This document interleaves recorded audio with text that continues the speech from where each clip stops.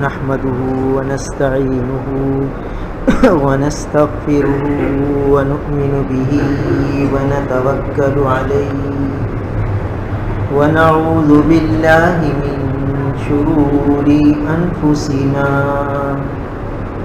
ومن سيئات أعمالنا من يهده الله فلا مضل له ومن يضلله فلا هادي له ونشهد أن لا إله إلا الله وحده لا شريك له ونشهد أن سيدنا وسندنا ونبينا وحبيبنا وحبيب ربنا وطبيبنا ومولانا محمدا عبده ورسوله أما بعد فأعوذ بالله من الشيطان الرجيم بسم الله الرحمن الرحيم ولله على الناس حج البيت من استطاع إليه سبيلا ومن كفر فإن الله غني عن العالمين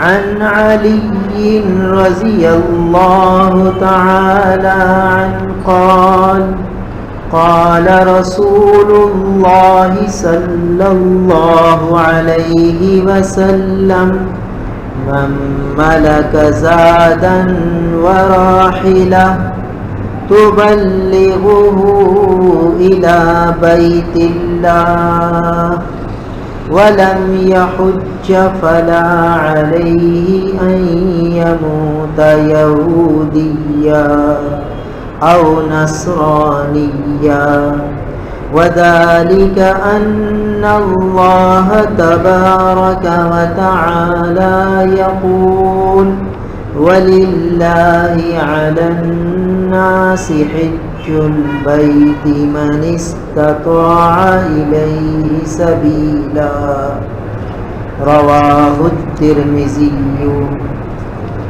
عن أبي أمامة رضي الله تعالى عنه قال رسول الله صلى الله عليه وسلم من لم يمنعه من الحج حاجة ظاهرة أو سلطان جائر أو مرض حابس فمات ولم يحج فليمت إن شاء يهوديا وإن شاء نصرانيا رواه الدارمي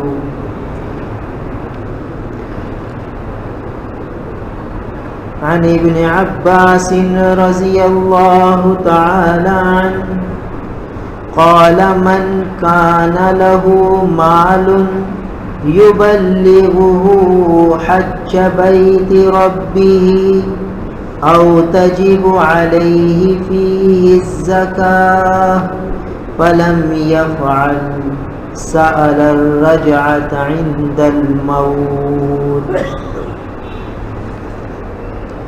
عن أبي سعيد الخدري رضي الله تعالى عنه أن رسول الله صلى الله عليه وسلم قال يقول الله عز وجل أن عبدا صححت له جسمه ووسعت عليه في المعيشة تمضي عليه 5 أعوام لا يفد إلي لمحروم رواه ابن حبان.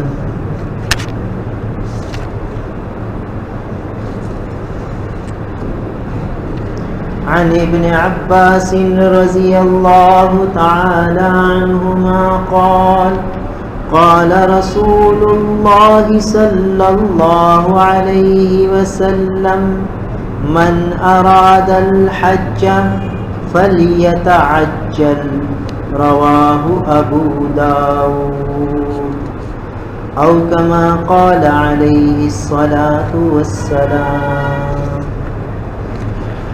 میرے محترم بزرگوں اور عزیز بھائی، ہم سب مسلمان ہیں اور مسلمان کو معلوم ہونا چاہیے کہ اس کے ذمے اپنے رب کے کون کون سے احکامات متعلق ہیں اور کون کون سے احکامات اس کی جانب متوجہ ہیں،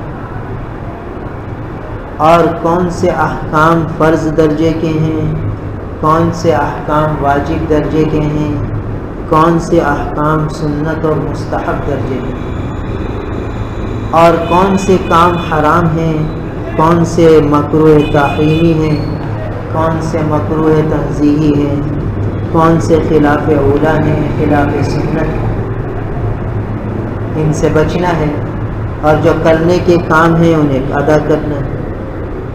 ہر مسلمان کے ذمے یہ لازم ہے. دیکھیے، نماز فرض ہے تو ہر مسلمان کو معلوم ہونا چاہیے کہ میرے ذمے کب سے نماز فرض ہوئی اور میں نے پابندی سے نماز پڑھنی کب سے شروع کی، اور گزشتہ زمانے کی جو نمازیں ہیں اس کی قضا کیسے کروں، کیونکہ یہ فرض درجے کا حکم ہے، معاف نہیں ہے. کہ آدمی نے سوچا کہ چلو میں نے توبہ کر لی، آنسو بہا لیے تو اب نماز معاف ہوگی. نماز قضا کرنے کا گناہ معاف ہوا، نماز معاف نہیں ہوئی. دیکھیے، ایک آدمی سے آپ نے قرضہ لیا کہ بھئی 1 مہینے میں آپ کو واپس دے دوں گا. 1 مہینے کی جگہ آپ نے 6 مہینے لگا دیے، تو 6 مہینے بعد بھی آپ کو قرض تو دینا ہی دینا ہے، ساتھ میں معافی بھی مانگنی. یہ نہیں کہ صرف آپ معافی مانگ لو کہ بھائی مجھ سے کوتاہی ہو گئی، 1 مہینے کی بات کی تھی، 6 مہینے ہو گئے، مجھے معاف کر دو. وہ یہ کہے گا کہ چلو یہ کوتاہی تو معاف ہے، میرا قرضہ تو دو. آپ کہو گے نہیں یار میری اتنی کوتاہی کو معاف کر دو. وہ کہے گا بھائی کوتاہی تو معاف ہے مگر جو قرضہ ہے وہ تو دو. آپ کو نہیں قرضہ تو ادا نہیں کروں گا، بس کوتاہی معاف کر دو. تو اسے کیا کہا جائے گا؟ اسے حماقت کہا جائے گا، بے وقوفی کہا جائے گا. 4 آدمی سنیں گے تو وہ کہیں گے بھائی قرضہ تو ادا کرو، آپ کی کوتاہی 6 مہینے سے آپ اس کو رلا رہے ہو، یہ بیچارہ معاف کر رہا ہے اس کوتاہی کو. آپ کہہ رہے ہو بھائی اس نے کوتاہی معاف کر دی تو گویا قرضہ بھی معاف کر دیا. قرضہ تھوڑی معاف ہوا ہے، کوتاہی معاف ہوئی ہے کہ 6 مہینے جو آپ نے اسے ستایا، تنگ کیا، وہ اس نے معاف کیا ہے، قرضہ معاف نہیں کیا. اور آپ کہتے ہیں نہیں کوتاہی معاف ہو گئی تو قرضہ بھی معاف ہو گیا. قرضہ معاف نہیں ہوگا، وہ تو ادا کرنا ہے. ایسے ہی نماز قضا کر دی، یہ کوتاہی کی ہے، اس کی معافی ہو سکتی ہے رونے دھونے سے، مگر جو ادائیگی ہے وہ معاف نہیں ہوگی، وہ تو ادا کرنا ہے. نماز ذمے میں لازم ہو گئی، مرنے سے پہلے اس کو ادا کرنا ہے، ورنہ پھر اس کی سخت سزا بھگتنی. تو ہر مسلمان کو معلوم ہونا چاہیے، اور یہ ضروری علم ہے. اتنا علم سیکھنا فرض ہے کہ مسلمان کو یہ معلوم ہو کہ میرے ذمے میرے رب نے کیا احکامات لگائے ہیں، فرض درجے میں، لازم درجے میں، ضروری درجے میں، جو مجھے پورے کرنے. لہٰذا دیکھیے نماز کی کچھ تفصیل سامنے آئی. ایسے ہی روزے ہیں، یہ بھی فرض ہیں. رمضان کے روزے یہ چھوٹ گئے تو یہ بھی ایک تو توبہ کرنی پڑے گی کہ ہم نے نہ فرض روزے کیوں چھوڑے، اور پھر اس کی قضا بھی کرنی پڑے گی، یہ بھی معاف نہیں ہے۔ جب تک قضا کرنے کی ہمت ہے، صحت ہے، طاقت ہے، قضا ہی کرنے، فدیہ نہیں دے سکتے۔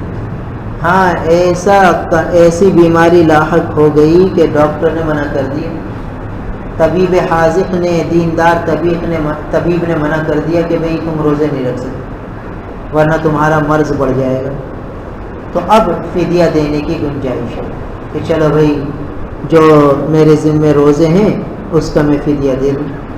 ایک روزے کا فدیہ ایک صدقۃ الفطر کے برابر ہے۔ صدقۃ الفطر تقریباً 2 کلو گندم، 2 کلو گندم کی قیمت ہے۔ گندم کی قیمت اپ ڈاؤن ہوتی رہتی ہے، کم بیشی ہوتی رہتی ہے، لہٰذا جو گندم کی قیمت ہو بازار میں وہ پوچھ کر اس کے مطابق فدیہ دے دیے جائے۔ مگر روزے کے فدیہ دینے کی صرف اس کو اجازت ہے جو روزہ رکھنے کی پوزیشن میں نہیں، روزہ رکھ ہی نہیں سکتا، ایسی اس کی حالت ہو گئی ہے کہ اب روزہ رکھے گا تو اس کا مرض بڑھ جائے، اس کو فدیہ دینے کی اجازت ہے۔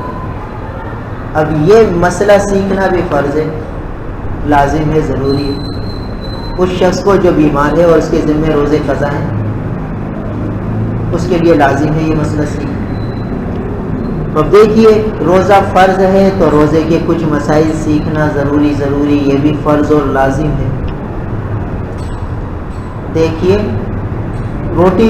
روزی کمانا کتنا فرض ہے، صرف اتنی روزی کمانا فرض ہے جس سے ایک دن کے لیے پیٹ بھر جائے، اتنی روزی کمانا فرض ہے۔ مگر ہم کتنی کماتے ہیں کہ مہینوں کا ہمارے پاس حساب کتاب ہے، اتنی کماتے ہیں اور اس میں اور آگے بڑھنے کی جستجو کرتے ہیں اور کہتے ہیں بھائی روزی کمانا فرض ہے، بھائی بیوی بچوں کا پیٹ پالنا بھی تو عبادت ہے۔ تو یہ اتنی بات، اس سے آگے کی کچھ ہمیں پتہ نہیں، مگر باقی باتیں ہم نے خود سوچ لی۔ حالانکہ وہاں بھی فرض درجہ تو اتنا تھا کہ ایک دن کی روٹی کما لو، اتنا فرض ہے۔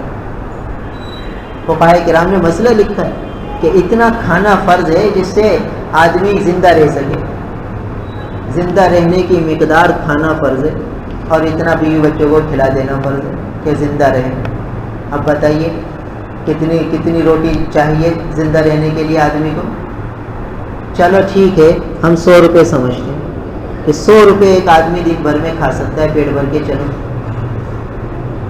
تو 100 روپے روز کما لینا، بیوی بچوں کا حساب کتاب دے، بجلی بے، گیس سب کا لگا کر 200 روپے، 300 روپے، تو 300 روپے کمانا فرض تھا روز بس۔ اور ہم کتنے کماتے ہیں؟ ایک دکاندار کتنا کماتے ہیں؟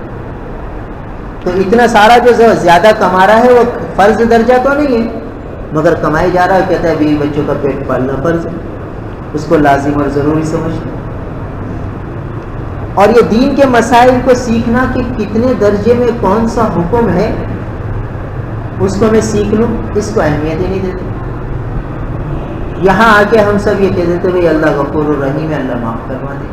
حالانکہ دیکھیے اگر روزی نہیں کمائے گا، دکان نہیں چلائے گا تو زیادہ زیادہ دنیا کا نقصان ہوگا، بھوک سے مر جائے گا۔ اور نماز قضا نہ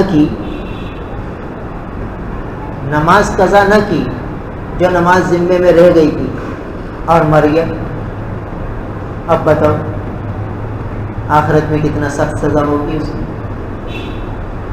کتنی سخت پکڑ ہوگی، کیسی وعید شدید آئی ہے کہ ایک نماز جان بوجھ کر چھوڑ دے اور پھر پڑھ بھی لے اور توبہ نہ کی تو ایک حقب جہنم میں جلے گا، ایک یعنی 80 سال آخرت کے اعتبار سے 2,88,00,000 برس بچے، اتنا جلنا پڑے گا۔ یہ ایک نماز کا کفارہ ہے گویا آخرت کے اعتبار سے، ایک نماز کا فدیہ ہے۔ تو یہ سیکھنا ہے، تو ہر مسلمان مرد اور عورت پر دین کے ضروری مسائل کو سیکھنا ضروری ہے۔ تو بعض مسائل کو سیکھنا فرض ہے، فرض کہتے ہیں اس چیز کو جو لازم ہو، ضروری ہو، جس کے نہ کرنے پر نقصان ہو، جس کے ادا نہ کرنے پر نقصان ہو۔ اس کو فرض کہتے ہیں، لازم اور ضروری۔ دیکھیے بھائی، بجلی کا بل نہیں بھریں گے بجلی کٹ جائے گی، تو ہم اس کو کتنا ضروری سمجھتے ہیں، سب ضروریات کو چھوڑ کر کہتے ہیں بھائی آج آخری تاریخ ہے، اس بل کو بھر دو تاکہ پھر پریشانی نہ ہو، ایسا نہ ہو کہ بجلی کٹ جائے۔ اور اگر 1-2 مہینے تک نہیں بھرا اور آخری موقع ہے تو اب اور کتنا اہتمام ہوتا ہے، کیونکہ وہ نقصان ہمارے سامنے ہے، وہ پریشانی ہمارے سامنے ہے۔ بھائی بجلی کٹ گئی تو دوبارہ لگ سکتی ہے، مگر چونکہ ہمیں دھکے کھانے پڑیں گے، پریشانی اٹھانی پڑے گی، اس دھکے سے بچنے کے لیے، اس پریشانی سے بچنے کے لیے ہم کوشش کرتے ہیں کہ یہ پریشانی گلے ہی نہ لگے، اور اس سے بچنے کی تدبیر یہ ہے کہ بل وقت پہ بھر دیں۔ اسی لیے ہم سب بل وقت پہ بھرتے ہیں اور آخری تاریخ پر بھر دیتے ہیں، کیونکہ اگر آخری تاریخ پہ نہ بھریں تو یہ ہے کہ پھر جرمانہ لگتا ہے۔ جرمانہ بھی چند روپے ہی ہوتے ہیں، 100 روپے، 200 روپے، 500 روپے، 1000 روپے تاخیر کا جرمانہ۔ تو اس 1000 سے بچنے کے لیے بھی ہم کتنی کوشش کرتے ہیں، اور آخرت کا کتنا نقصان ہو جاتا ہے، اس کی طرف توجہ ہی، اس کی طرف دھیان ہی نہیں، اور بس ایک جملہ کہ اللہ غفور الرحیم ہے، اللہ بخشے۔ یہ سب ہم اپنی کمی، کوتاہی اور سستی پر پردہ ڈالتے ہیں، اور یہ نفس نے ہمیں یہ پٹی پڑھا دی۔ بھائی جب موت کا وقت آئے گا پھر پتہ چلے، جب موت کا وقت آئے گا، جب حضرت اسرائیل علیہ السلام تشریف لائیں گے روح نکالنے کے لیے، پھر پتہ چلے، پھر آدمی سوچے گا کاش فرض تو فرض، سنتیں بھی ادا کرتا، مستحبات بھی ادا کرتا، اور جو کرنے کے کام تھے وہ سب ہی کر لیتا۔ تھوڑی دیر اور مل جائے، تھوڑی مہلت اور مل جائے، پھر تھوڑی ملے گی، پھر تو چلے گا وقت ہاتھ سے۔ اس لیے جب تک وقت ہے اس کی قدر کرنی ہے، اسے قیمتی بنانا۔ تو یہ جو آج چند احادیث مبارکہ پڑھی ہیں اور قرآن پاک کی ایک آیت بھی تلاوت کی ہے، ان سب کا تعلق حج سے ہے۔ تو حج بھی اسلام کے بنیادی احکامات میں سے ایک اہم ترین حکم ہے، یہ بھی فرض ہے۔ دیکھیے اسلام کے بنیادی ارکان 5 ہیں، ایک کلمہ توحید، ایک نماز، ایک روزہ، ایک زکوٰۃ اور ایک حج۔ کلمہ تو ہر ایک پہ لازم ہے، ضروری ہے، کسی پہ بھی معاف نہیں، اور نماز یہ بھی ہر ایک پر لازم اور ضروری ہے، چھوٹ جائے تو قضا ہے، اس کی قضا کرنی ہے۔ یہ بھی ہر ایک پہ، غریب پہ، امیر پہ، سب پہ فرض ہے۔ روزہ یہ بھی سب پہ فرض ہے، امیر پہ، غریب پہ، ہر ایک پہ۔ بیمار کے لیے رعایت ہے کہ چلو رمضان میں نہیں رکھ سکتا تو رمضان کے بعد رکھ لے، قضا کر لے۔ مسافر پہ رعایت ہے کہ چلو رمضان میں نہ رکھے، بعد میں رکھ لے، مگر رکھنا ہے، فرض ہے، امیر پر بھی غریب پر بھی۔ یہ 3 حکموں میں امیر اور غریب سب برابر ہے، اور ان سب کا تعلق جسم سے ہے، یہ ساری جسمانی عبادات ہیں۔ کلمے کا تعلق زبان سے ہے، نماز کا تعلق سارے جسم سے ہے، اور روزے کا تعلق بھی جسم سے ہے۔ اس کو عبادت بدنی کہتے ہیں، یہ بدنی عبادت ہے۔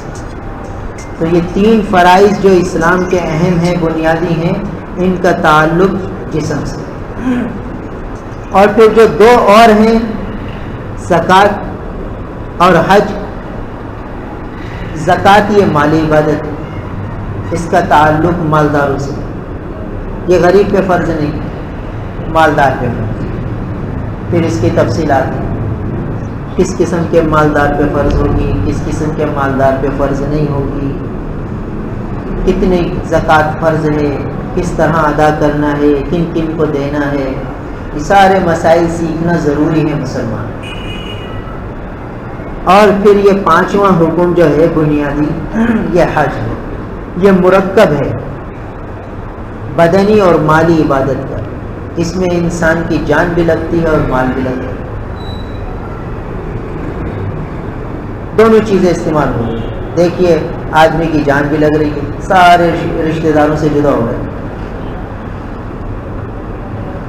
اور اپنے علاقے والوں سے جدا ہو رہا ہے اور اپنے کاروبار کو چھوڑ رہا ہے، یہ سب جسم لگ رہا ہے۔ پھر وہاں مینا میں، عرفات میں، مزدلفہ میں اور پھر بیت اللہ میں یہ سارا جسم استعمال ہو رہا ہے، طواف کر رہا ہے، سعی کر رہا ہے اور رمی جمار کر رہا ہے، ان سب میں جسم استعمال ہو رہا ہے، بدن استعمال ہو رہا ہے، اور مال بھی لگ رہا ہے کہ پیسے بھی چاہیے، مال ہوگا تو وہ کر سکے گا حج۔ تو یہ دونوں عبادت، یہ دونوں چیزوں کا مرکب ہے، حج جسم اور مال دونوں استعمال ہیں، لہٰذا اس کے بھی مسائل سیکھنے مسلمان کو ضروری ہے، لازم۔ یہ مالدار پر ہے، غریب پہ نہیں ہے، یہ حج کا فرض ہونا یہ مالدار پہ ہے، غریب پہ نہیں۔ پھر کس قسم کے مالدار پہ حج فرض ہے یہ سیکھنا ضروری ہے، اور یہ چونکہ اس میں بدن بھی استعمال ہو رہا ہے تو یہ بھی دیکھنا ہے کس قسم کے آدمی پہ فرض ہے، کتنے مال پہ فرض ہے حج کا کرنا۔ پھر حج کے مہینے ہوتے ہیں، انہیں اشہر حج کہا جاتا ہے۔ رمضان المبارک کے بعد شوال المکرم کا مہینہ جو شروع ہوتا ہے اس کو اشہر حج کہتے ہیں کہ یہ حج کا مہینہ۔ ذی قعدہ یہ بھی حج کا مہینہ، اور ذی الحجہ یہ بھی حج کا مہینہ۔ تو یہ 3 مہینے اشہر حج کہلاتے ہیں۔ ذی الحجہ کے 10 دن ہیں۔ پھر ایام حج ہوتے ہیں، یعنی حج کے دن، جن دنوں کے اندر حج کی عبادت ہوتی ہے۔ یہ ایسی مخصوص عبادت ہے کہ صرف حج کے دنوں میں ہو سکتی ہے، اس کے علاوہ سال میں کبھی بھی نہیں ہو سکتی۔ کوئی آدمی آج چاہے کہ آج میں حج کر لوں تو نہیں ہو سکتا، اسے انتظار کرنا پڑے گا، جب حج کے دن آئیں گے جب ہی کر سکے گا۔ ہاں آج احرام تو باندھ سکتا ہے، آج احرام باندھ کے بیٹھ جائے تو بن جائے گا احرام، اور احرام کی پابندیاں بھی شروع ہو جائیں گی۔ مگر اب احرام کی پابندی تو برقرار ہے، مگر انتظار کرے، احرام باندھ کے بیٹھا رہے، انتظار کرے، لبیک پڑھتا رہے، لبیک پڑھتا رہے، تاکہ حج کے دن آئیں گے تو حج کی عبادت کرے گا، اس سے پہلے حج کی عبادت نہیں کر سکتا۔ تو ایسی مخصوص عبادت ہے کہ صرف حج کے دنوں میں ہی ہوگی، اس کے علاوہ نہیں۔ تو ایام حج ہیں جو مخصوص دن ہیں، 8، 9، 10، 11، 12 اور 13 ذی الحجہ، 6 دن بنتے ہیں حج کی عبادت کی ادائیگی کے، تو انہیں ایام حج کہا جاتا ہے۔ اور یہ حج کے تقریباً 3 مہینے بنتے ہیں جنہیں اشہر حج کہا جاتا ہے۔ اور ایک ہوتا ہے زمانہ حج، کہ جس زمانے میں قافلے حج کو روانہ ہو رہے ہیں،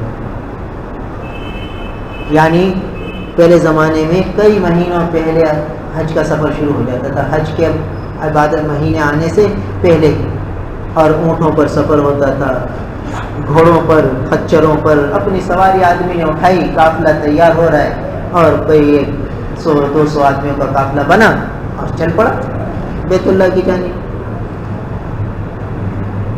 اس زمانے کا دستور یہ تھا۔ تو جس زمانے میں حج کے لیے قافلوں کی روانگی ہوتی، اس وقت دیکھنا پڑتا تھا کہ آدمی کے پاس اتنا اثاثہ ہے اس کی ضرورت سے زائد کہ جو حج کے لیے ضروری ہوتا ہے، اتنے اخراجات ہیں اس کے پاس کہ وہ حج کے سفر کو کر سکتے ہیں، تو پھر اس پہ حج فرض ہوتا تھا۔ اب زمانہ کچھ بدلا اور ذرائع نقل و حمل تبدیل ہو گئے۔ پہلے مہینوں کا سفر کر کے آدمی بیت اللہ پہنچتا، اور اب حیدرآباد سے 12 گھنٹے کے بعد بیت اللہ میں ہوتا ہے، 12 گھنٹے بعد بیت اللہ میں پہنچے، 16 گھنٹے لگتے، 24 گھنٹے بھی پورے نہیں لگتے، یعنی ابھی یہاں بیٹھا ہے 12 گھنٹے 14 گھنٹے بعد بیت اللہ میں ہوگا، بیت اللہ اس کی نگاہوں کے سامنے۔ کہاں تو مہینوں لگتے تھے اور کہاں گھنٹے لگ رہے۔ حیدرآباد سے کراچی پہنچے گا ایئرپورٹ پہ، ایئرپورٹ سے جدہ ایئرپورٹ پہ، جدہ ایئرپورٹ سے مکہ مکرمہ، 12 سے 14 گھنٹے، زیادہ 16 گھنٹے۔ تو اب دیکھیے 12-14 گھنٹے کے اندر بیت اللہ نگاہوں کے سامنے، اتنے ذرائع نقل و حمل برق رفتار ہو۔ اس کے باوجود وہاں تک پہنچنے کے لیے ایک حاجی کو ابھی سے تیاری کرنی ہے۔ آج 6واں مہینہ چل رہا ہے، یہ جمادی الاخری کی آج 6 تاریخ ختم ہوئی، 7ویں شب شروع ہوئی جمادی الاخری، یہ 6واں مہینہ ہے چاند کا، اور 12ویں مہینے میں حج ہوگا۔ تو ابھی سے حج کی کارروائیاں شروع ہوں گی۔ اب کچھ دنوں میں حکومت کی طرف سے حج کی پالیسی کا اعلان ہوگا، اس کے بعد فارم جمع ہوں گے۔ بس تو گویا کہ آج کے زمانے میں زمانہ حج وہ کہلائے گا جس میں حج کے فارم جمع کیے گئے۔ تو جب حج کے فارم جمع ہو رہے ہوں اس وقت آدمی کو دیکھنا پڑے گا کہ بھائی میرے اوپر حج فرض ہو رہا ہے یا نہیں ہو رہا۔ اب زمانہ آ گیا حج کے فارم جمع ہونے کا، چند دنوں میں اعلان ہوگا اور اس کے بعد فارم جمع ہوں گے، پھر قرآن اندازی ہوگی، جس کے مقدر میں بیت اللہ کی زیارت ہوگی اس کا نام آ جائے گا۔ تو ہر مسلمان کو معلوم ہونا چاہیے کہ بھئی میرے ذمے اللہ تعالیٰ کا یہ حکم لاگو ہوتا ہے یا نہیں ہوتا۔ اگر میرے ذمے یہ حکم لاگو ہوتا ہے تو میں اس کی ادائیگی کی فکر کروں، اور اگر میرے ذمے لاگو نہیں ہے تو مجھے پریشان ہونے کی ضرورت ہے۔ جب ایک چیز فرض نہیں ہے تو پریشان کیوں؟ آج ہمارے یہاں معاملہ الٹا ہے، جس پہ حج فرض نہیں ہے وہ کہتا ہے مجھے حج کا بڑا شوق ہے، چاہے زکوٰۃ مل جائے، لوگوں سے زکوٰتیں وصول کر لیتا ہے، لوگ بھی اس کو کہتے ہیں اچھا بھائی اچھے مقصد کے لیے جا رہا ہے تو زکوٰۃ دے دو اسے۔ جس کی ملکیت میں 40,000 38,000 روپے ہوں اس کو زکوٰۃ نہیں دے سکتے۔ تو حج تو تقریباً 2.5 لاکھ میں ہوتا ہے۔ اب اس آدمی نے زکوٰتیں اکٹھی کر کے 1.5 لاکھ جمع کر لیے، اور ایک سیٹ صاحب کے پاس جاتا ہے کہ مجھے حج کا بڑا شوق ہے اور بڑی میری تمنا ہے، بڑی آرزو ہے، اور آپ مجھے 1 لاکھ روپے کر دیں، 1.5 لاکھ تو ہو چکا ہے۔ وہ کہتا ہے زکوٰۃ دے دوں، کہتا ہے دے دو۔ تو اس کی بھی زکوٰۃ خراب ہوئی اور یہ بھی گناہ گار ہوا کہ زکوٰۃ کا حقدار ہی نہیں تھا۔ تو جس پہ حج فرض نہیں ہے وہ حج کا شوق رکھتا ہے اور زکوٰتیں اکٹھی کر کے حج کر لیتا ہے، اور جس پہ حج فرض ہے اس کو پتہ ہی نہیں کہ مجھ پہ حج فرض ہو چکا، اور اس کو پرواہ بھی نہیں، وہ سمجھتا ہے بھائی میرے پہ تھوڑے حج فرض ہو۔ حج تو ایسے لوگوں پر ہوگا جس کے پاس بہت فراوانی ہو، میرے پاس تو ہے ہی کچھ نہیں، میرے پاس کیا حج فرض ہو۔ اور اگر مسائل کی روشنی میں اسے دیکھا جائے تو اس پہ حج فرض ہو جاتا ہے۔ اب کس پہ حج فرض ہے؟ دیکھیے جس زمانے میں حج کے فارم جمع ہو رہے ہیں تو اس وقت دیکھنا پڑے گا کہ حکومت نے کیا اسکیم کا اعلان کیا ہے۔ فرض کیجئے پچھلے سال 2,60,000 62,000 کے قریب اعلان تھا، 2.5 لاکھ سمجھ لیجیے، اور آج کل اس دفعہ بھی امکان یہی ہے کہ تقریباً 2.5 لاکھ روپے۔ تو اب جس شخص کی ملکیت میں 2.5 لاکھ روپے ہوں اس کی ضرورت سے زائد، ضرورت کس کو کہتے ہیں؟ ضرورت کہتے ہیں کہ اس کے بیوی بچوں کا نان نفقہ، کیونکہ عام طور پر 40 دن کا سفر ہوتا ہے، تو 40 دن کا نان نفقہ اس کے بیوی بچوں کا، گھر کرائے کا ہے تو گھر کا کرایہ، اور جو ہے وہاں جو خرچہ اسے کھانے پینے کا درکار ہے وہ، اور اسی طریقے سے اگر کاروبار کرتا ہے تو اس کا کاروبار اتنا ہے کہ اگر 2.5 لاکھ روپے نکالتا ہے تو کاروبار کی پوزیشن پہ فرق نہیں آتا، رولنگ چلتی رہتی ہے۔ مثلا ایک شخص ہے، اس کا 10 لاکھ کا کاروبار ہے اور اتنا کما لیتا ہے کہ گھر کے خرچے بھی پورے ہو جاتے ہیں، کرائے کے بھی خرچے پورے ہو جاتے ہیں، اور تھوڑا بہت بچ بھی جاتا ہے اور خوشحال ہے، رولنگ بھی صحیح ہے، زیادہ قرضے بھی نہیں ہے اس کے اوپر، تاجروں کے جتنا مال ہے اتنا ہی اس پہ قرضہ ہے، یا قرضہ کم ہے مال زیادہ ہے۔ تو 10 لاکھ کا فرض کیجئے اس کے پاس مال ہے اور رولنگ چل رہی ہے۔ اگر یہ 2.5 لاکھ روپے نکالتا ہے حج کے خرچ کے لیے تو رولنگ متاثر ہو جاتی ہے اور کاروبار بیٹھنے کا خطرہ ہے، اور خطرہ یہ ہے کہ پھر بیوی بچوں کا نان نفقہ بھی نہ نکال سکے، گھر کا کرایہ بھی نہ نکال سکے، ایسی پوزیشن ہو جائے گی کاروبار کی اگر 2.5 لاکھ روپے نکالتا ہے اور اس کے پاس اس تجارت کے علاوہ اور کوئی اثاثہ نہیں ہے، تو پھر اس پہ حج فرض نہیں ہے، اس پہ حج فرض نہیں۔ ہاں دوسرا آدمی ہے اس کے پاس اس کا کاروبار بھی 10 لاکھ کا ہے مگر اس کی رولنگ بڑی اچھی ہے اور اتنا اچھا اس کا پروفٹ مارجن ہے کہ اگر وہ 2.5 لاکھ روپے بھی نکال لیتا ہے تو اس کو پریشانی نہیں ہوگی، اس کی کاروبار متاثر نہیں ہوگا، رولنگ چلتی رہے گی 2.5 لاکھ نکالنے کے باوجود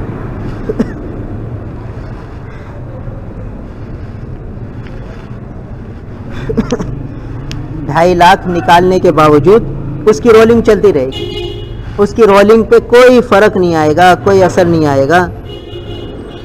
تو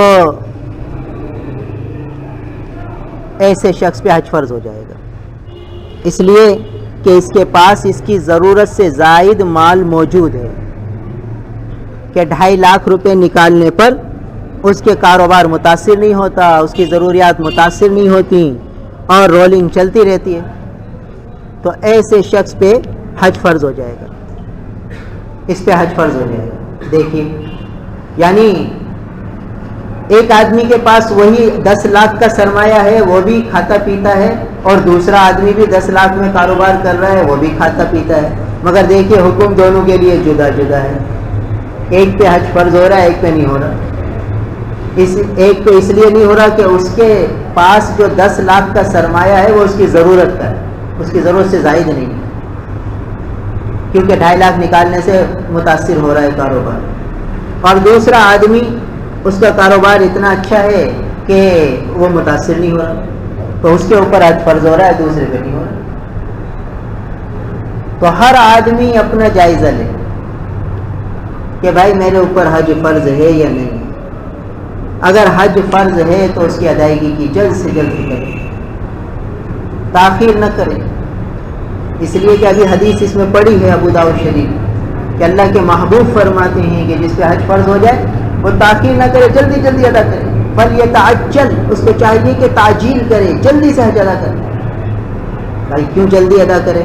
بھائی سال میں ایک دفعہ حج ہوتا ہے، اگلا سال نہ معلوم زندگی وفا کرے یا نہ کرے، اگلے سال نہ معلوم حالات کیسے ہوں کیسے نہ ہوں، صحت ساتھ دے نہ دے، حالات بدلتے دیر نہیں لگتی. اس لیے آدمی تاخیر نہ کرے، جو فرض ذمے میں ہے جلد سے جلد ادا کرنے کی فکر کرے. تو دیکھیے یہ تو مسئلہ ہوا ایسے لوگوں کا جو تاجر تجارت پیشہ ہیں. بعض لوگ ملازمت پیشہ ہوتے ہیں اور تھوڑے تھوڑے پیسے جمع کرتے رہتے ہیں، نوجوان ہوتے ہیں. دیکھیے حج اس پہ فرض ہے جو بالغ ہو جائے. 12 سال کے بعد بچہ بالغ ہو جائے، حد بلوغ 15 سال رکھی ہے. تو یوں سمجھیے کہ 15 سال کے بعد آدمی بچہ بچی بالغ ہو جائے. اب ایک نوجوان بچہ ہے 20 سال کا ہے فرض کیجیے، اور وہ ملازمت کر رہا ہے بچپن سے، اور ماں باپ کہتے ہیں بھئی ہم تم سے کچھ بھی نہیں لیں گے، اپنے پیسے خود جمع کرو. عام طور پر ہمارے یہاں رواج ہے کہ ماں باپ جب کھاتے پیتے ہوتے ہیں تو بچوں سے لیتے نہیں اور بچے خود جمع کرتے. تو اب نوجوان بچہ ہے 20 سال کا ہے اور وہ پیسے جمع کرتے کرتے 2.5 لاکھ بن چکے. اس کے 20 سال کا ہے، 2.5 لاکھ بن چکے. اور اس کے پاس بظاہر رہنے کو گھر بھی ہے، کوئی بیوی بچوں کا نام نفقہ نہیں، کوئی ماں باپ کا نام نفقہ نہیں، ماں باپ بھی کھاتے پیتے ہیں. تو اب اس 20 سال کے بچے پہ حج فرض ہو گیا. ہمارے نگاہ میں تو بچہ ہے، ماں باپ کی نگاہوں میں تو بچہ ہے، مگر یہ بچہ ہے شریعت کی نگاہ میں یہ بڑا ہے، یہ مکلف ہے، اس پہ حج فرض ہو گیا. اب بتائیے ہمارے ماحول میں معاشرے میں یہ رواج ہے کہ ارے ماں باپ نے تو حج کیا نہیں اور یہ اتنا سا بچہ حج کرنے کو چاہے، اس کی کوئی عمر ہے حج کرنے کی؟ ارے بھائی پہلے ماں باپ کو حج کرا پھر تیرا حج قبول ہوگا. عمومی مزاج یہ ہے، حالانکہ شریعت کا مزاج یہ ہے کہ جس پہ حج فرض ہو جائے وہ حج کرے. بھائی ماں باپ پہ تو اتنا ہے نہیں کہ حج فرض ہو ان پہ. 20 سال کے بچے پہ حج فرض ہو گیا کہ اس کے پاس پیسے جمع ہو گئے، لہٰذا اس کو چاہیے کہ حج کرے. حج نہیں کرے گا گناہ گار ہوگا، تاخیر کرے گا گناہ گار ہوگا. بلا عذر تاخیر کرنے پر بعض فقہا نے لکھا ہے کہ گناہ گار ہوگا، بعض نے کہا نہیں گنجائش ہے تاخیر کر سکتے. یعنی تاخیر کرنے پر فقہا کے 2 قول ہیں. بعض فقہا فرماتے ہیں گناہ گار ہو جائے گا، تاخیر کرنے میں. اور بعض کہتے ہیں نہیں گناہ گار نہیں ہوگا، اس لیے کہ زندگی کے جس موڑ پر جتنے سال بعد بھی حج کرے گا وہ ادا ہی ہوگا، قضا تو ہوگا نہیں. جب قضا نہیں ہے تو گناہ گار کس بات کا؟ گناہ تو جب ہو جب عمل قضا ہو جائے. تو قضا تو نہیں ہو رہا، آج نہیں 10 سال بعد بھی کرے گا تو حج ادا ہی ہوگا، قضا تھوڑی ہوگا. لہٰذا وہ کہتے ہیں گناہ گار نہیں ہوگا، اور بعض کہتے ہیں نہیں گناہ گار ہوگا. مگر بہتر سبھی یہ کہتے ہیں کہ جلدی کر لیں. تو اگر یہ 20 سال کا ہے اور اس کے بعد 2.5 لاکھ روپے جمع ہو چکے ہیں، اس کے ذاتی ہیں، بظاہر اس پہ کوئی قرضہ نہیں ہے، بظاہر اس پہ کوئی خرچہ نہیں ہے، کسی کا نام نفع نہیں ہے، تو بھائی حج کی عبادت میں تاخیر نہ کرے. چاہے دنیا یہ کہتی رہے کہ ماں باپ کو تو حج کرایا نہیں، خود چل پڑا. نہیں بھائی حج کرو. نہ معلوم زندگی وفا کرے کہ نہ کرے، کیا پتہ یہ بچہ ماں باپ سے پہلے ہی دنیا سے چلا جائے. اور چلے جاتے ہیں، جوانی میں جوان چلے جاتے ہیں، بوڑھے ماں باپ دیکھتے رہ جاتے ہیں. کتنے ایسے حسرت بھرے لمحات نظروں میں گزرے کہ بوڑھے باپ نے جوان بیٹے کے جنازے کو کندھا دیا. ہوتا ہے، زندگی کا معاملہ ہے بھائی. اس لیے جس پہ حج فرض ہو جائے، جو ملازم پیشہ ہے، وہ اپنے معاملات کو دیکھے، علماء کے پاس جائے، اپنی نوعیت بتائے. بھائی میرے پاس اتنے پیسے لاٹری میں جمع ہیں، اتنے پیسے بینک میں جمع ہیں، اتنے پیسے میں نے فلاں کو قرضہ دے رکھا ہے، یہ سب ملا کر اتنے پیسے بن جاتے ہیں، حج فرض ہوگا کہ نہیں ہوگا؟ ہم تو ممبر سے تھوڑی موٹی موٹی باتیں سمجھا رہے ہیں، ورنہ ہر آدمی جا کے علماء کے پاس بات رکھے. الحمدللہ ہمارے پاس بہت سے نوجوان پچھلے سالوں میں آتے رہے، اور ان نوجوانوں نے حج کر لیا، ان کے ماں باپ نے نہیں کیا. چونکہ حج فرض ہو چکا تھا، حج کر لیا، اللہ کا شکر ہے، نہ کوئی مال میں تنگی آئی، نہ کوئی پریشانی آئی. اللہ کا شکر ہے کہ فریضہ ادا ہو گیا، فرض تھا ادا ہو گیا. ماں باپ پہ فرض نہیں تھا، ماں باپ نے نہیں کیا. جوانوں پہ فرض ہو گیا، پھر جوانوں نے کر لیا. تو جس پہ فرض ہو جائے وہ تاخیر نہ کرے. پھر حج کے بارے میں ایک عجیب مسئلہ بھی سن لینا چاہیے جو کہ بہت اہم ترین ہے. دیکھیے یہ حج 2.5 لاکھ کا تو ابھی ہو گیا ہے، آج سے 10 سال پہلے چلے جاؤ. آج یہ 1416 چل رہا ہے، 1415 چل رہا ہے. اگر آپ پیچھے چلے جائیں 10 سال پیچھے، 2015 چل رہا ہے، 10 سال پیچھے چلے جائیں 2005 میں، تو حج 1 لاکھ کے اندر ہوتا ہے، 1,10,000 میں ہوتا ہے. اور 2000 میں چلے جائیں، 1995 میں چلے جائیں، 1995 میں چلے جائیں حج 85,000 میں ہو جائے. 1985 میں چلے جائیں تو حج جو ہے تقریباً 65,000 میں ہوتا ہے. اب بتائیے، اب ایک آدمی اس وقت 1985 میں فرض کیجیے، اس کے پاس 65,000 روپے اس کی ضرورت سے زائد تھے، اس بعد جمع تھے، اور حج کی پالیسی کا اعلان ہوا کہ بھائی 65,000 میں حج ہوگا. اور اس وقت وہ 20 سال کا فرض کیجیے بچہ ہو، اور 65,000 اس کے پاس جمع تھے، اس کی ضرورت سے زائد تھے. اس کو تو پتہ ہی نہیں تھا کہ حج فرض ہو گیا، مگر اوپر سے اعلان ہو چکا تھا کہ بھئی تم پہ حج فرض ہے. اس نے لاابالی پن میں، غفلت میں، ناواقفی میں پتہ ہی نہیں تھا کہ مجھ پہ بھی حج فرض ہوتا ہے. کیونکہ عموماً ہمارے معاشرے میں تو یہی ہے کہ بھئی پہلے ماں باپ حج کریں گے پھر اولاد حج کرے گی، یہ ایک عام بیٹھا ہوا ہے ذہنوں میں. اور ماں باپ بھی بوڑھے ہو کر حج کریں گے تو اولاد بھی بوڑھے ہو کر ہی حج کرے گی. اور اولاد شادی سے پہلے کیسے حج کرے، بیوی آ جائے تبھی حج کرے. اس طرح ہمارے ذہنوں میں ایک کانسیپٹ بیٹھا ہوگا. تو اسی طریقے سے اگر وہ بچہ جو اس وقت 1985 میں فرض کیجئے 20 سال کا ہو اور اس کے پاس 65,000 روپے جمع تھے اور حج کی پالیسی کا اعلان ہوا کہ بھئی 65,000 میں حج ہوگا، اور اس وقت اس کو پتہ ہی نہیں تھا، تو اسی وقت سے اس پہ حج فرض ہو چکا، اور اب حج فرض ہونے کے بعد اب ثابت نہیں ہوتا. یہ ہے مسئلہ جو بتانا ہے کہ ایک دفعہ حج فرض ہو جائے ذمے میں تو پھر ثابت نہیں ہوتا، معاف نہیں ہوتا. اب فرض کیجیے اب اس کے بعد 2.5 لاکھ نہیں ہے، اب تو 65,000 بھی نہیں ہے، فرض کیجیے سبھی خرچ ہو گئے شادی میں ادھر ادھر، اور اب مقروض بھی ہے، اب حج معاف نہیں، حج معاف نہیں ہے. اس پہ حج کی فرضیت لاگو ہو چکی ہے.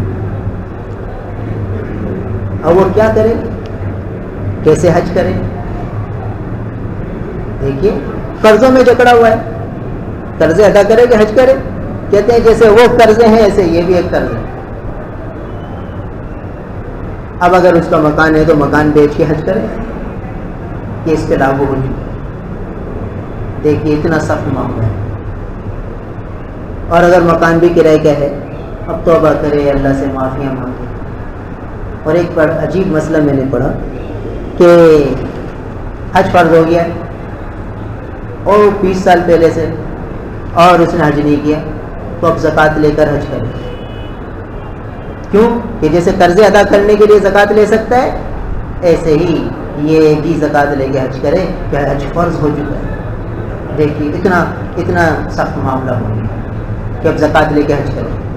کئی عرصے سے میں یہ مسئلہ سوچ رہا تھا کہ جس پہ حج فرض ہو جائے اور وہ حج ادا نہ کر سکے اور پھر اب اس کے بعد اسباب نہیں ہے تو وہ کیسے حج کرے گا.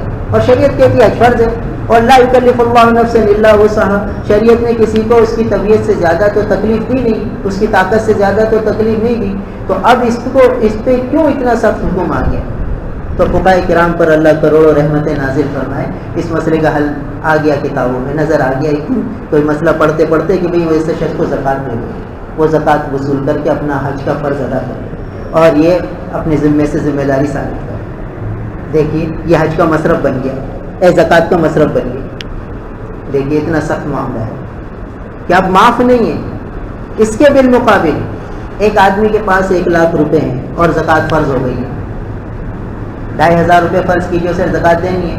10 سال تک وہ زکوٰۃ نہیں دیتا اور 10 سال تک اس کے پاس یہ 1 لاکھ روپے رکھے ہوئے, تو سمجھو فرض کرو موٹا موٹا حساب کے 25,000 روپے اس کے زکوٰۃ کے بن گئے, جیسے 1 لاکھ پہ دینے. اس نے دیے نہیں اور 1 لاکھ روپے چوری ہو گئے تو یہ 25,000 کی زکوٰۃ بھی معاف ہو گئی. دیکھیے یہاں بھی اسے 25,000 روپے زکوٰۃ اب نہیں دینی, حالانکہ زکوٰۃ بھی فرض تھی, 10 سال سے دے بھی نہیں رہا تھا.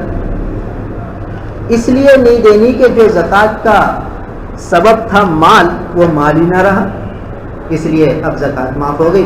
10 سال کی زکوٰۃ اس کو اب نہیں دینی, اس لیے کہ جو مال تھا وہی چوری ہو گیا. مگر 10 سال پہلے جو حج فرض ہوا اب مال نہیں رہا تو بھی حج فرض رہے گا, ساقط نہیں ہوگا, اس لیے کہ حج کا سبب بیت اللہ ہے اور بیت اللہ موجود ہے, وہ موجود ہے, لہذا اس کو زکوٰۃ لے کر ہی حج کر لینا چاہیے. تو ہر آدمی غور کرے. بہت سے لوگ ایسے ہیں کہ اس وقت تو حج فرض ہو چکا تھا, ان کو پتہ ہی نہیں تھا, اور اب بھی کھاتے پیتے تو ہیں مگر اب اتنے پیسے نہیں ہیں کہ 2.5 لاکھ روپے آ جائیں ان کے پاس, تو اب ان پہ حج فرض ہو چکا ہے. وہ علماء کے پاس جا کے مسئلہ پوچھیں کہ بھئی اب ہم کیا کریں, کہ ہم پہ حج فرض ہے یا نہیں ہے, ہم حج کریں یا نہ کریں. بہت سخت معاملہ ہے بھائی. ہم تو اس کو بالکل آسان سمجھتے ہیں کہ چلو بھئی ایسے ہی معاملہ ہے نکل جائے گا, مگر معاملہ سخت ہے, آخرت کی پکڑ کا معاملہ ہے. تو اس اعتبار سے ہر آدمی غور کرے کہ اگر اب جو ابھی پیسے جمع ہوئے ہیں اب تو آپ دیکھ لیں حج کے جو ہے زمانے کے اندر, اور پہلے سے حج اگر فرض ہو چکا ہے تو اپنا اپنا حساب ہر آدمی بنائے, اور مرنے سے پہلے اپنے فرائض واجبات سارے پورے ادا کرے. دیکھو بھائی جو کوشش کرتا ہے, جو جذبہ رکھتا ہے, اللہ تعالیٰ اس کی مدد فرمائے. لا یکلف اللہ نفسا الا وسعها. اللہ تعالیٰ کسی بندے کو اس کی طاقت سے زیادہ مکلف نہیں بناتے, تو اللہ تعالیٰ غیب سے انتظام فرما دیں گے. آدمی جذبہ تو رکھے کہ یار میرے پہ حج فرض میں ادا کروں, کوشش کروں, تدبیر بناؤں. بہت سے لوگوں نے تدبیر بنائی, اللہ نے آسانی کر دی. ایسی آسانی کی کہ اب وہ حیران رہتے ہیں کہ بھئی میرے جیسا آدمی جو حج کر لیا, تصور میں بھی نہیں آتا کہ میں حج کروں گا. بس کوشش کی, اللہ سے دعائیں مانگی, اللہ نے ایسی غیبی مدد کی کہ حج بھی ہو گیا. اب ان کو اپنے اوپر تعجب ہوتا ہے کہ مجھ سے حج جیسا فریضہ وہ میرے جیسا غریب آدمی پورا کر لے. مالداروں نے نہیں کیا, میں نے کر لیا. اس لیے کہ تدبیر کی, اللہ نے آسانی فرما, اس لیے ہر آدمی فکر کرے. اب عورتوں کے اعتبار سے دیکھنا ہے کہ کس عورت پہ حج فرض ہے. دیکھو شوہر کے ذمے فرض نہیں ہے کہ بیوی کو حج کرائے. بیوی خود کے پاس مال ہے تو اس کا حج فرض ہوگا. ہاں شوہر کرا دے تو اس کا احسان ہے, تبرع ہے, اللہ تعالیٰ اس کو اجر دے گا, مگر فرض واجب نہیں ہے شوہر. بیوی اپنے پیسوں سے کرے, شوہر اپنے پیسوں سے کرے. تو عورت کے اعتبار سے حج کا مسئلہ تھوڑا اور غور طلب ہے. وہ یہ ہے کہ عورتوں کے پاس عام طور پر سونا ہوتا ہے, سونا. اور دیکھیے سونا جو ہے یہ کوئی ضرورت کی چیز نہیں ہے, یہ ضرورت کی چیز نہیں ہے. ضرورت اس کو کہتے ہیں کہ جس کے نہ ہونے سے ضرر لاحق ہو, یعنی نقصان ہو. تو اگر عورت کے پاس سونا نہیں ہے تو اس کو کوئی نقصان نہیں ہے، سونا ہے تو کوئی فائدہ نہیں ہے۔ بھائی شادی بیاہ میں ایک عورت 20 تولہ سونے کا زیور پہن کر آتی ہے، ایک تولہ کا زیور پہن کر آتی ہے، ایک کھوٹے جو ہے وہ زیورات پہن کر آ جاتی ہے، سبھی تقریبات میں شرکت کر لیتی ہے۔ تو جس کے پاس سونا نہیں تھا اس کو کوئی نقصان نہیں ہوا، اور جس نے 20 تولہ کا زیور پہن کے شرکت کی اس کو بھی کوئی فائدہ تو نہیں ہوا۔ تو یہ ایسی چیز نہیں ہے کہ اس کے ہونے سے کوئی فائدہ ہو جائے، نہ ہونے سے کوئی ضرر ہو، نقصان ہو۔ تو معلوم ہوا کہ سونا کوئی ضرورت کی چیز نہیں ہے، زینت کی چیز ہے۔ ہاں کہ چلو بھائی زینت حاصل ہو گئی تو زینت کھوٹے زیور میں بھی حاصل ہو گئی۔ اس عورت نے بھی تقریب میں اسی طرح شرکت کی جیسے سونا پہنے بھی عورت نے بھی شرکت کی، اس نے بھی اتنی ہی روٹی کھائی جتنی سونے والی نے روٹی کھائی۔ یہ تو نہیں کہ بھائی جس کے پاس 20 تولہ زیور ہے تو وہ زیادہ روٹی کھائے گی یا اس کو زیادہ پروٹوکول ملے گا، سب برابر۔ آپ تقریب میں جا کے دیکھ لیجیے تو پتہ چل جائے گا۔ تو معلوم ہوا کہ سونا زیور عام طور پر عورتوں کے پاس ہوتا ہے، تو یہ کوئی ضرورت کی چیز نہیں ہے، زینت کی چیز ہے۔ جب زینت کی چیز ہے تو اب یہ دیکھنا ہے کہ کتنے تولے زیور ہو تو حج فرض ہو جاتا ہے۔ دیکھو بھائی ایک عورت ہے، اس کے پاس آج کل تقریباً 5 تولہ سونا ہو، 6 تولہ سونا ہو، 45-50 ہزار روپے تولہ سونا ہے، 2.5 لاکھ میں حج ہو رہا ہے، تو 5 تولہ چلو 6 تولہ کر لو۔ تو اگر ایک عورت کے پاس 6 تولہ سونا ہے اور اس کے شوہر حج پہ جا رہا ہے، اس کا کوئی محرم حج پہ جا رہا ہے، محرم کون ہے؟ والد صاحب جا رہے ہیں، بھائی جا رہا ہے، بیٹا جا رہا ہے، یا ماموں جا رہے ہیں، چاچا جا رہے ہیں، کوئی بھی محرم اس کا جا رہا ہے، تو اس عورت پر 6 تولہ سونا ہونے کی صورت میں حج فرض ہو جائے گا۔ دیکھیے 2.5 لاکھ روپے اس کے پاس ہیں گویا، اور سونا اس کی ضرورت سے زائد ہے۔ اب ایک عورت کہے بھائی یہ تو میری بیٹیوں کی شادیوں میں دوں گی، اس ضرورت سے رکھا ہوا ہے۔ بھائی بیٹیوں کی شادی دیکھی کس نے؟ اس سے پہلے موت کا فرشتہ آ گیا تو کیا کریں گے؟ تو یہ کوئی ضرورت تھوڑی، وہ تو ہمارے ذہنوں کے تخیلات ہیں کہ یہ اس کام میں لگائیں گے، یہ اس کام میں دیں گے، یہ یوں کریں گے۔ بھائی اس عورت کے پاس 6 تولہ سونا ہے اور اس کا محرم جا رہا ہے، اس پہ حج فرض ہو گیا، اگر نہیں کرے گی تو گناہ گار ہوگی۔ اور ایک زمانے میں 10 تولے میں حج ہوتا تھا، جیسے ابھی بتایا کہ 1985 میں 65,000 میں حج ہوتا تھا، تو اس وقت 6.5 تولہ سونا، 6,500 روپے تولہ سونا، تو اس وقت تقریباً نوعیت یہ تھی کہ حج جو ہے وہ تقریباً 10 تولے میں ہوتا تھا۔ تو اگر عورت کے پاس اس وقت 1985 میں فرض کیجئے 10 تولہ سونا تھا اور اس کا محرم کوئی حج پہ جا رہا تھا، تو اس وقت سے اس عورت پہ حج فرض ہو گئی۔ اب اگر نہیں کرے گی اور ایسے ہی دنیا سے چلی جائے گی تو بتاؤ کتنا سخت معاملہ ہوگا۔ ابھی بتائیں گے کہ سخت وعید آئی ہے، وہ وعید کیا ہے وہ آخر میں بتائیں گے۔ تو اب بتائیے، اور جس عورت کا کوئی محرم نہیں جا رہا حج پہ، پہلے زمانے میں بھی نہیں گیا، اب بھی کوئی نہیں جا رہا، تو اس کے پاس کم از کم 12 تولہ سونا ہونا چاہیے کہ محرم کا بھی خرچہ اس کے پاس ہو، کہ شوہر کو اپنے ساتھ لے جائے یا بھائی کو لے جائے یا والد صاحب کو لے جائے، تو 12 تولہ سونا اس کے پاس ہے تو اس کا حج فرض ہے۔ اب بتائیے بہت سی بچیاں ہیں چھوٹی چھوٹی نابالغ، ولادت کے وقت سے ہی بچیوں کے پاس سونا آ جاتا ہے کہ جب پیدا ہوئی تو نانی نے 1 تولہ دے دیا، دادی نے 1 تولہ دے دیا، اور تھوڑے بہت تولے جمع ہو گئے۔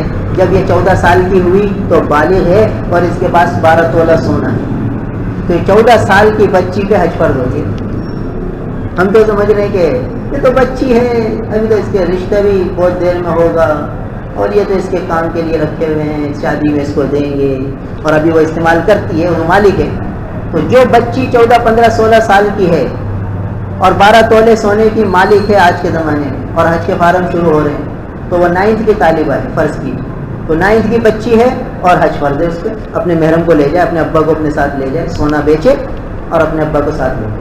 اب آدمی سوچو ارے سونا بیچے، یعنی ہمارے معاشرے میں یہ ایسی بات لگے گی کہ دل پہ چوٹ لگے گی، ارے سونا بیچ کے حج کرے اور ابا کو حج کرائے، ابا اس کو حج کرائے یا یہ ابا کو حج کرائے؟ بھائی ابا کے پاس تو ہے ہی نہیں بیچارے کے پاس، اس کو تو بچپن سے پیسے سونے ملتے رہے اور جمع ہو گیا اس کے بعد سونا، اس پہ حج فرض ہو گیا، اب یہ اپنے ابا کے ساتھ حج کرے، فرض ہے، اس میں نہیں کرے گی گناہ گار ہوگی۔ تو اب بتائیے 14 15 سال کی بچی اور 12 تولہ سونا ہے تو اپنے محرم کے ساتھ حج کرے جا کے، اور 12 14 سال کی بچی 6 تولہ سونا ہے اور اس کا کوئی محرم جا رہے ہیں، ابا جا رہے ہیں اس کے حج پہ، یا اس کی جو ہے اس کے بھائی جا رہے ہیں، اس کے ماموں جا رہے ہیں، چاچا جا رہے ہیں، تو اس کا حج فرض ہوگا. یہ 6 تولہ سونا بیچے اور ان کے ساتھ حج کرے، یہ فرض ہے. تو شریعت کے یہ احکام ہیں جسے ہمیں پورا کرنا ہے. یہ وہ فرض مسئلے ہیں جسے سیکھنا ضروری ہے، ہر مسلمان کو سیکھنا ضروری ہے. تو ہم غور کریں کہ ہم پہ کتنے عرصے سے حج فرض ہو چکا ہے.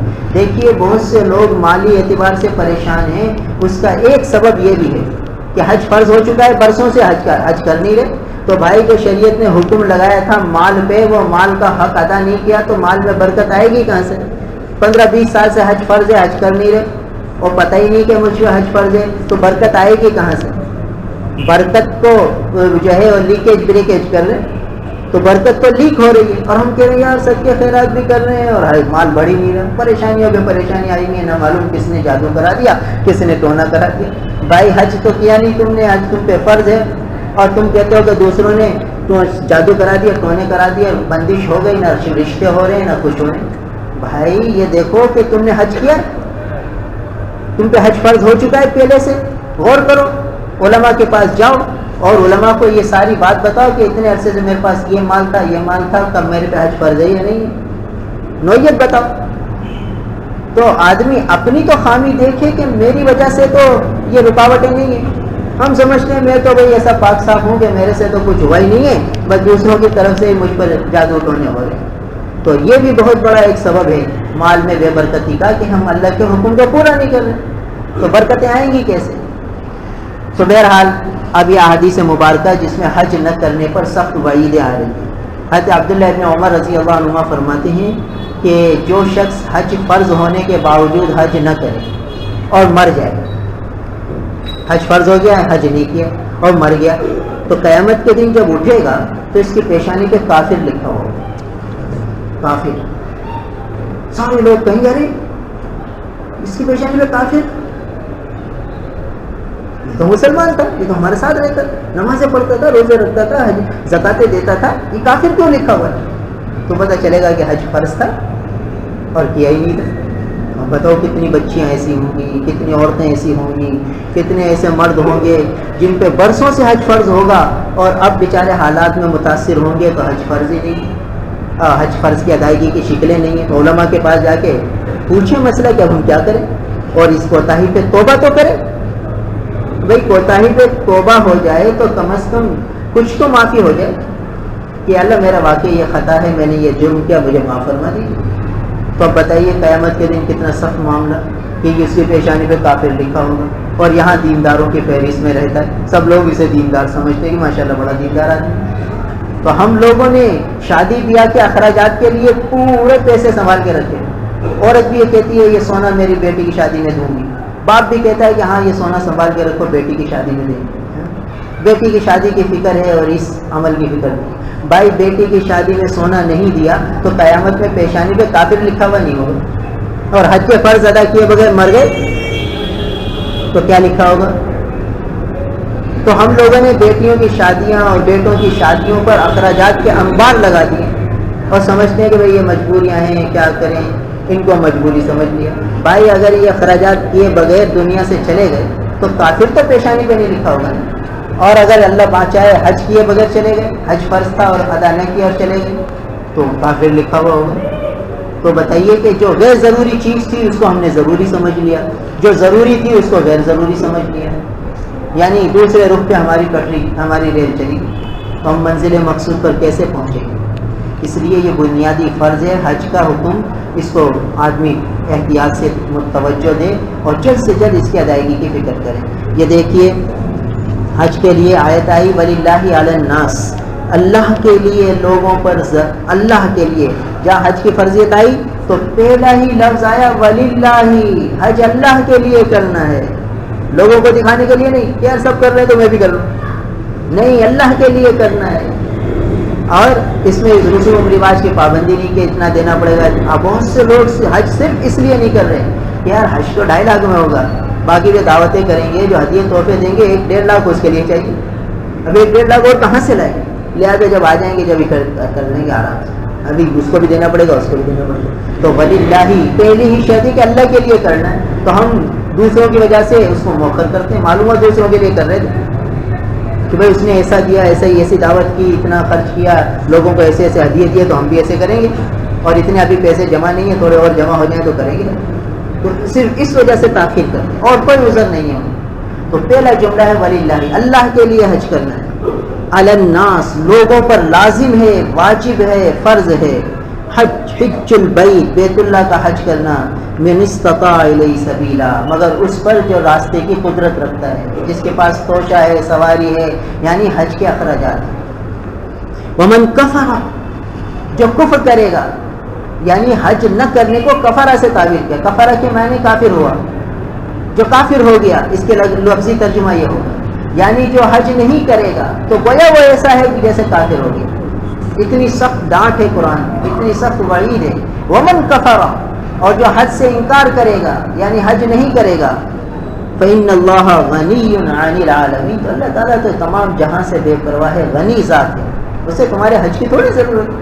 تو تمہارے لیے ہے کہ تم اللہ کا دربار دیکھ لو، پھر وہاں سے عنایات لے کر آؤ، وہاں سے انوارات لے کر آؤ، وہاں سے برکات لے کر آؤ، پھر تمہارے مال میں برکت، تمہاری ہر چیز میں برکت ہوگی. وہ بیت اللہ دیکھ کر تو آؤ. جو حج فرض ہونا بڑی سعادت ہے کہ اللہ تعالیٰ نے اتنا مال دے دیا کہ اب اللہ تعالیٰ اپنے بیت کی زیارت کرانا چاہتے ہیں اپنے بندے کو. اور یہ بندہ کیسا نالائق ہے کہ کہتا ہے نہیں میں ابھی نہیں کرتا، بعد میں کروں گا، میرے کو اللہ کا گھر نہیں دیکھنا. زبان سے نہیں کہتا، اپنے عمل سے کہتا ہے کہ نہیں بھائی ابھی کیسا حج کریں، ابھی تو یہ خرچے ہیں، وہ خرچے ہیں، یہ کرنا ہے، وہ کرنا ہے. تو بھائی جس پہ حج فرض ہو جائے وہ جلد سے جلد ادائیگی کی فکر کرے. پھر آگے حدیث آئی حضرت علی رضی اللہ تعالیٰ عنہ سے، فرماتے ہیں کہ رسول اللہ صلی اللہ علیہ وسلم نے فرمایا من ملک زادا و راحلہ، جو مالک ہو جائے زاد راہ کا یعنی توشے کا اور سواری کا، ایسی کہ تبلغ الی بیت اللہ، جو اس کو بیت اللہ پہنچا دے. یعنی ساری عبارت کا خلاصہ یہ کہ جس کے پاس یہ آج کے زمانے میں حج کا خرچہ ہو اور ولم یحج، اور پھر بھی وہ حج فرض نہ کرے، ادا نہ کرے، فلا علیہ، تو اس پر کوئی بات نہیں کہ یموت یہودیا او نصرانیہ، کہ وہ یہودی بن کر مرے یا نصرانی بن کر مرے. یعنی وہ رسول، وہ حبیب اللہ، وہ رحمت للعالمین جو دوسروں کو اپنا بنانا چاہتے ہیں، جو ہر ایک کو جنت میں لے جانا چاہتے ہیں، جن کی تڑپ اور جن کی تمنا یہ ہے کہ ہر امتی جنت میں چلا جائے. حج نہ کرنے والے پر ایسے ناراض ہیں کہ فرماتے ہیں کہ ان یموت یہودین اور نصرانی، چاہے یہودی ہو کر مرے یا نصرانی ہو کر. اتنے اللہ کے محبوب اس سے ناراض ہیں. تو جس سے اتنے ناراض ہوں گے اس کی شفاعت فرمائیں گے. ہم سب حضور کی شفاعت کے محتاج ہیں. اور حج فرض نہ کریں اور کہیں یا رسول اللہ آپ ہماری شفاعت فرما دیجیے، تو کیسے شفاعت ملے گی؟ کہ حج فرض ہے اور حج کرتے نہیں اور شفاعت کی درخواست کرتے ہیں، تو اس سے تو اللہ کے رسول ناراض ہیں. اس لیے جس پہ حج فرض ہو تاخیر نہ کرے، جلد سے جلد اپنی کوشش کر کے حج کی فرض کی ادائیگی کرے. علماء سے جا کے مسئلہ پوچھے، حج فرض ہے تو ادائیگی کی فکر کرے، تاخیر نہ کرے. جب تک حج کی درخواستیں جمع ہوں اپنے پاسپورٹ بنوائے، اپنی کارروائی شروع کرے، تاکہ جلد اس کا بھی نام قرآن اندازی میں آ جائے، پھر اللہ سے مانگ کر. اگلی روایت ہے ابو امامہ رضی اللہ تعالیٰ عنہ سے، فرماتے ہیں کہ رسول اللہ صلی اللہ علیہ وسلم نے فرمایا من لم یمنع من الحج، جو شخص کے اس کو حج کی ادائیگی سے نہ روکے کوئی حاجت، کوئی ضروری بات یا کوئی ظالم بادشاہ یا کوئی بیماری، اس کے باوجود یعنی کوئی بیماری نہیں، کوئی ایسا ضرورت نہیں، حاجت نہیں، اس کے باوجود حج نہیں کرتا، تو ولم یحج فلیمت، بس اسے چاہیے کہ مر جائے، انشاء یہودی انشاء نصرانی، چاہے یہودی ہو کر مرے چاہے نصرانی ہو کر مرے. دیکھیے یہ حدیث بھی سخت وعید بتلا رہی ہے. اگلی روایت ہے کہ جس کے پاس مال ہو اور وہ حج نہ کرے تو مرتے وقت وہ کہے گا سال الرجعۃ عند الموت، موت کے وقت فرشتوں سے کہے گا یار تھوڑی مہلت دے دے، حج کر لو پھر مار دینا، پھر موت دے دینا، پھر موقع نہیں ملے گا. اور ایک روایت میں اللہ کے رسول فرماتے ہیں کہ اللہ تعالیٰ فرماتے ہیں جس بندے کو میں نے صحت دی اور جسم دیا اور مال میں وسعت دی اور اس پر 5 سال گزر جائیں اور وہ بیت اللہ کی زیارت نہ کریں تو وہ محروم ہوگا. یہ ایسے لوگوں کے لیے جن کا حج فرض تھا، انہوں نے فرض ادا کر دیا اور اللہ تعالیٰ نے ابھی بڑی وسعت دی ہے، مال کی فراوانی ہے، اور 5 سال ہو جائیں تو اسے حج کر لینا چاہیے. واجب تو نہیں ہے، فرض بھی نہیں ہے دوبارہ حج کرنا، مگر یہ کہ اس حدیث کی روح سے علماء نے لکھا ہے کہ اس کے لیے بہتر یہ افضل ہے کہ وہ 5 سال بعد دوبارہ حج کرے. اگر اللہ نے وسعت دی ہے۔ اور اگلی روایت بڑی عجیب ہے کہ جو شخص اس لیے حج نہیں کرتا کہ دنیا کی فلاں ضرورت پوری ہو جائے تو میں حج کر دوں گا، کہ وما من عبد یدع الحج لحاجت من حوائج الدنیا، کہ آدمی صرف اس وجہ سے حج کو نہیں کرتا کہ دنیا کی کوئی حاجت ہے کہ وہ ہو جائے پھر کروں گا، الا رأى المخلفین قبل ان تقضى تلك الحاجہ، تو حج کرنے والے حج کر کے واپس آ جائیں گے اور اس کی حاجت ہی پوری نہیں۔ یہ حدیث کے الفاظ ہے کہ وہ دیکھے گا اپنی آنکھوں سے کہ حج کرنے والے حج کر کے آ گئے اور اس کی حاجت پوری نہیں ہوئی، تو دیکھیے کتنا سخت معاملہ ہے۔ اور ایک روایت میں آتا ہے کہ حاجی فقیر نہیں ہوتا، جو حج کرتا ہے عمرہ کرتا ہے فقیر نہیں ہوتا۔ تو جو لوگ کثرت سے حج عمرہ کرتے ہیں آپ دیکھتے ہیں ہر سال فیملی کے ساتھ جاتے ہیں، بیوی بچوں کے ساتھ 10 15 افراد مل کے جاتے ہیں، اللہ کے فضل سے مال بڑھتا ہے گھٹتا نہیں ہے۔ تو اللہ کے بیت کی آدمی زیارت کرے، بیت اللہ کی زیارت کرے تو انوار برکات بھی ملتے ہیں، دنیا کے بھی فائدے ملتے ہیں، آخرت کے بھی ملتے ہیں۔ اس لیے جس پہ حج فرض ہو جائے وہ تاخیر نہ کرے۔ اللہ تعالیٰ ہم سب کو عمل کی توفیق عطا۔ الحمدللہ رب العالمین والعاقبۃ للمتقین والصلاة والسلام علی رسول محمد وآلہ واصحابہ اجمعین۔ اللہم انت السلام ومنک السلام تبارکت یا ذا الجلال والاکرام۔ نستغفر اللہ ونتوب الیہ، نستغفر اللہ ونتوب الیہ، لا الہ الا انت سبحانک انی کنت من الظالمین۔ ربنا ظلمنا انفسنا وان لم تغفر لنا وترحمنا لنکونن من الخاسرین۔ یا اللہ ہمارے گناہوں کو معاف فرما دیجیے، ہماری کوتاہیوں کو معاف فرما دیجیے۔ یا اللہ ہمیں بار بار حج بیت اللہ کی سعادت نصیب فرما دیجیے۔ یا اللہ مبرور مقبول حاضریاں ہمارے مقدر میں لکھ دیجیے۔ یا اللہ ہم میں سے جن ساتھی پر حج فرض ہے ان کے لیے ادائیگی کی غیب سے شکلیں صورتیں پیدا فرما دیجیے۔ یا اللہ مقبول مبرور حاضریاں انہیں نصیب فرما دیجیے۔ یا اللہ جن پر بھی حج فرض ہو چکا ہے ان کے لیے غیب سے ادائیگی کی شکلیں صورتیں پیدا فرما دیجیے۔ سب کا جانا قبول فرما دیجیے، مقدر فرما دیجیے، آسان فرما دیجیے۔ یا اللہ ہماری کوتاہیوں کو معاف فرما دیجیے۔ یا اللہ ہمارے تمام گناہوں کو معاف فرما دیجیے۔ ہمیں اپنے احکامات پر عمل کا شوق، ذوق اور جذبہ دے دیجیے۔ آپ کے حکم پر عمل کرنے میں ہمیں مزہ آنے لگے ایسی ہماری طبیعت بنا دیجیے۔ آپ کے احکامات کو پورا کر کے ہمیں خوشی ہو، ہمیں راحت ملے، ہمیں سکون ملے، ایسی ہماری کیفیت اور طبیعت بنا دیجیے۔ یا اللہ آپ کے احکامات کی ادائیگی میں آپ نے بڑی راحت رکھی ہے، بڑا سکون رکھا ہے۔ یا اللہ ہم نے اپنی نالائقی کی وجہ سے اس سے محرومی کر لی، آپ اپنے فضل سے ہمیں نواز دیجیے۔ قرآن کی تلاوت کی حلاوت نصیب فرمائیے، اپنے نام پاک کی مٹھاس نصیب فرمائیے، ہماری نمازوں میں دھیان پیدا فرما دیجیے، خشوع خضوع والی نمازیں نصیب فرما دیجیے، ایسے سجدے نصیب فرمائیے جو آپ کو پسند آ جائیں۔ یا اللہ ایسی نمازیں نصیب فرمائیے جو آپ کو پسند آ جائیں۔ یا اللہ محروم نہ فرمائیے، یا اللہ محروم نہ فرمائیے۔ بہت تیزی سے زندگی گزر رہی ہے، یا اللہ ہم سب کو اپنا قرب نصیب فرما دیجیے، اپنی رضائے کامل نصیب فرما دیجیے، اپنے محبوب کا کامل اتباع نصیب فرما دیجیے، اپنے محبوب کی سچی محبت نصیب فرما دیجیے۔ یا اللہ حضور کی ہر ادا کو ہمیں ہماری زندگی میں زندہ فرما دیجیے، حضور کی اداؤں کو زندہ کرنے والا بنا دیجیے۔ یا اللہ محروم نہ فرمائیے۔ بہت سے لوگوں نے دعاؤں کے لیے کہا ہے، سب کی دعائیں قبول فرما لیجیے، منظور فرما لیجیے، سب کے مسائل حل فرما دیجیے، بیماروں کو شفا دے دیجیے، پریشانوں کی پریشانیاں دور فرما دیجیے۔ یا اللہ جو قرض دار ہیں ان کے قرضوں کی غیب سے صورتیں شکلیں ادائیگی کی پیدا فرما دیجیے، ادائیگی آسان فرما دیجیے۔ جن کے قرضے ڈوبے ہوئے ہیں یا اللہ ان کی وصولی کی غیب سے شکلیں پیدا فرما دیجیے، غیب سے صورتیں بنا دیجیے، آسانیاں فرما دیجیے۔ جن کے رشتے نہیں ہو رہے بچیوں کے بچوں کے، یا اللہ غیب سے نباہ والے، جوڑ والے، محبتوں والے رشتے جلد عطا فرما دیجیے، سب کے مسائل حل فرما دیجیے، سب کے دکھ درد، سب کی پریشانیاں، بیماریاں، آزاریاں دور فرما دیجیے۔ جن بچے بچیوں نے امتحانات دیے ہیں انہیں اعلیٰ نمبروں سے کامیابیاں عطا فرما دیجیے، سب کی حاجتیں پوری فرما دیجیے۔ اللہم انا نسألک العفو والعافیہ فی الدین والدنیا والآخرہ۔ اللهم اغفر لحينا وميتنا وشاهدنا وغائبنا وصغيرنا وكبيرنا وذكرنا وأنثانا. اللهم من أحييته منا فأحيه على الإسلام ومن توفيته منا فتوفه على الإيمان.